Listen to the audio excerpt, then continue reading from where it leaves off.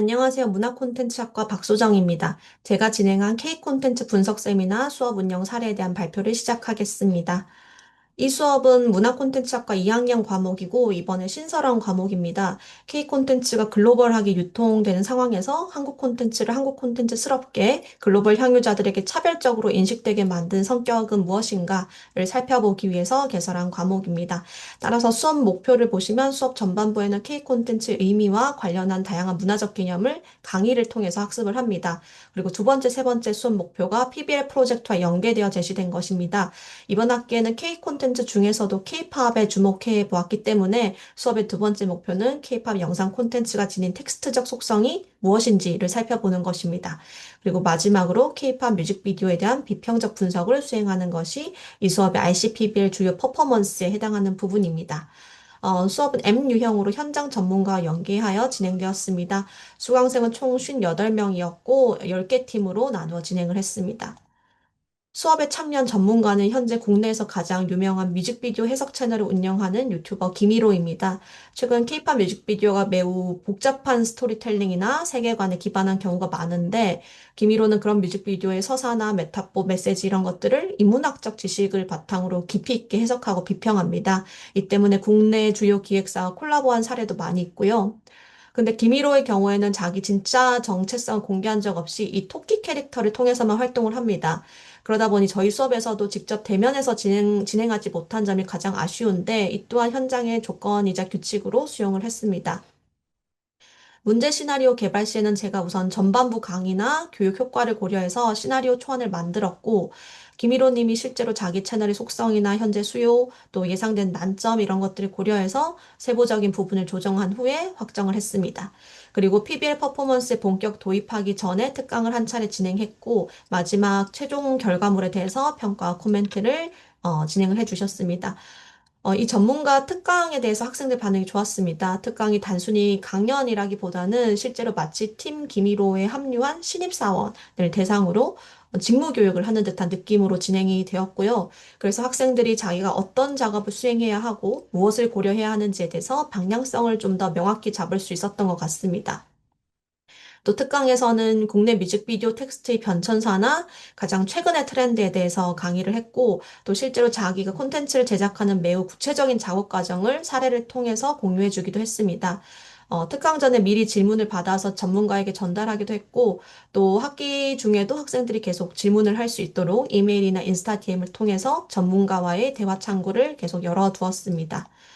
문제 시나리오는 다음과 같습니다. 학생들은 유튜브 채널 김희로의 팀에 합류해서 최근 2년 이내에 공개된 뮤직비디오에 대한 분석 콘텐츠를 기획하는 업무를 맡았다는 가상의 역할과 과제가 부여되었습니다. 그래서 학생들은 K-팝 고유의 시각성에 주목하면서도 하나의 주제 속에서 뮤직비디오를 독창적으로 해석을 해야 했고요. 그러려면 K-팝이라는 장르성에 대한 이해도 필요하고 김희로 채널이 지닌 톤앤무드를 비롯해서 유튜브 콘텐츠에 대해서도 고려를 해야 합니다. 학기 8주차부터 PBL을 시작해서 다음과 같은 단계로 진행을 했습니다.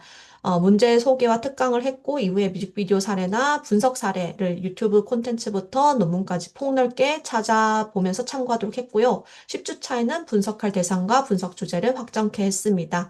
그리고 이후에 중간 발표를 통해서는 방향성을 점검하고 학생들 간에도 상호 코멘트를 하는 시간을 가졌습니다. 이후에는 본격적으로 심화 분석을 진행하고 기획안을 작성해 발표를 하는 식으로 진행이 되었습니다.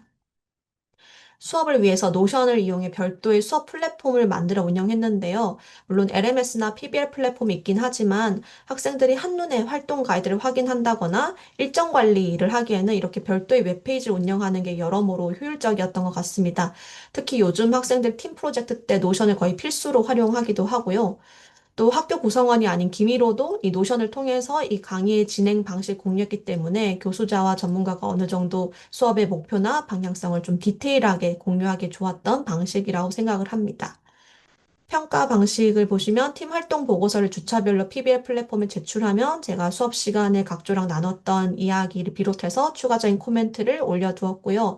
최종 기획안에 대한 평가는 교수자 평가 루브릭과 전문가 평가 기준을 각각 제공해서 참고하도록 했습니다. 그리고 학생들도 동료이자 또 대중의 시선으로 서로의 기획안을 평가하도록 했고 팀원 간에도 상호 평가를 진행했습니다. 이렇게 해서 총 10개의 기획안이 결과물로 나왔습니다. 그중에 어떤 팀은 PBL 과정에 자기들이 선택한 노래가 특정 사건으로 새롭게 바이럴되면서 이런 요소들을 기획의 중간 과정에 반영하는 경험을 하면서 일종의 콘텐츠 산업의 시의성을 체감하기도 했을 것이고요. 또 키에르케고르의 철학이나 에로스의 종말 뭐 이런 철학적, 인문학적 접근을 위해서 별도로 공부하고 자료 조사를 하는 경우도 볼 수가 있었습니다. 그 결과 전문가 평가에서 가장 우수한 성적을 거둔 두 개 팀의 기획안은 실제로 기미로 채널에서 콘텐츠화하는 것으로 결정되었습니다. 여기 첨부한 사진은 선정된 두 팀의 학생들이 직접 제작한 가상의 썸네일과 제목이고요. 2월에서 3월 중에 두 콘텐츠가 제작되어서 업로드될 예정이라고 하고 학생들의 이름이 크레딧에 올라갈 예정입니다. 그래서 이런 경험이 학생들에게는 취업을 위한 포트폴리오에 도움이 될 것이라고 기대를 해봅니다. 이렇게 K 콘텐츠 분석 세미나 ICPBL MU형 수업 사례에 대한 발표를 마치겠습니다. 들어주셔서 감사합니다.